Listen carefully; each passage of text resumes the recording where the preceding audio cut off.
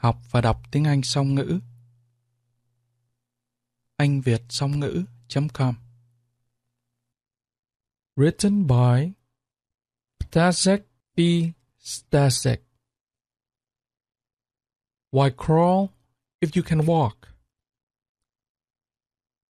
I think that trying to master a language without listening to it is as futile as playing a piano without listening to music.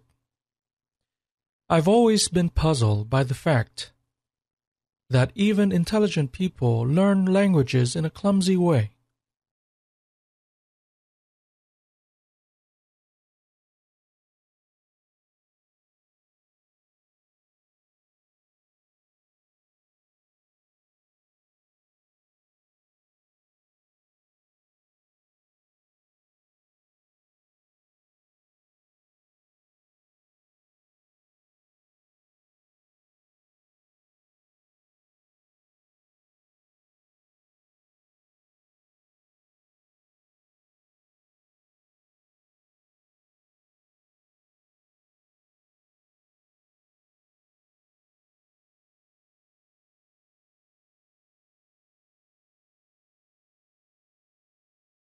Trying to master a language.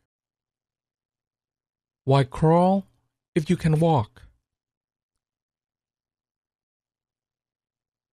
Why crawl if you can walk?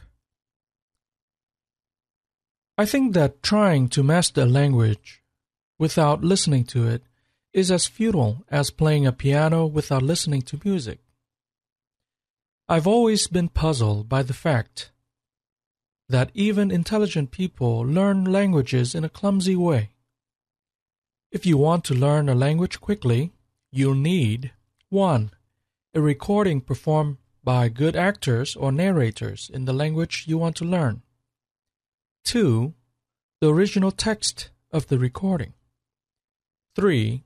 A translation into your own language or a language you understand. And 4.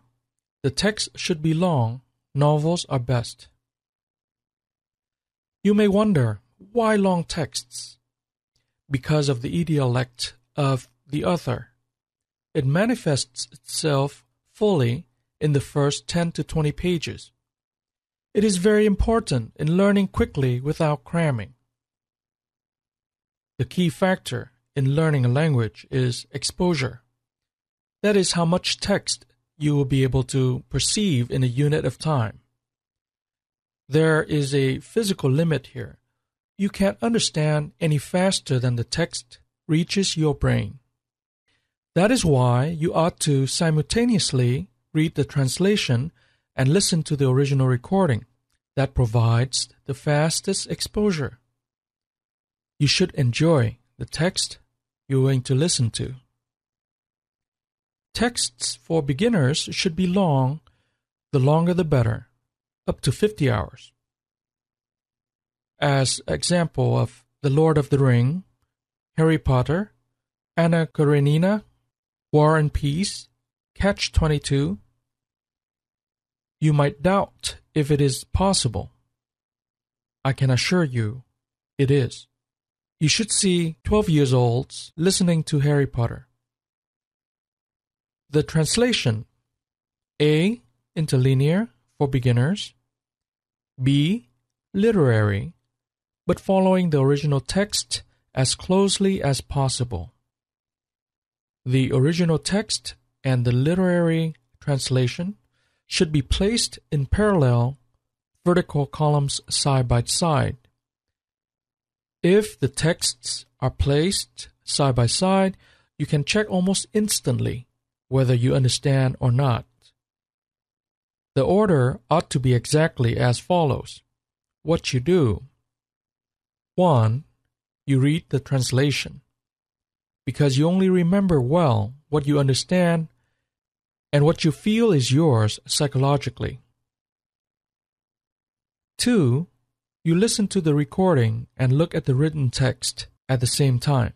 Because the flow of speech has no boundaries between words and written text does.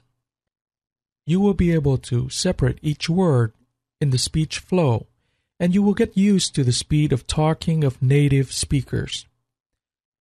At first, it seems incredibly fast. 3. You look at the translation and listen to the text at the same time, from the beginning to the end of a story. Usually 3 times is enough to understand almost everything. This is the most important thing in our method. It is right at this point that proper learning takes place. 4. Now you can concentrate on speaking. You repeat after the recording. You do it as many times as necessary to become fluent. Of course, first you have to know how to pronounce the sounds of the language you're learning. How to teach yourself the correct pronunciation is a different matter. Here I will only mention the importance of it. 5. You translate the text from your own language into the language you're learning. You can do the translation both orally and in writing. That is why the written texts should be placed in vertical columns side by side. You can cover one side and check using the other one. And last but not least, conversing is not learning. It is using a language. You will never be able to say more than you already know.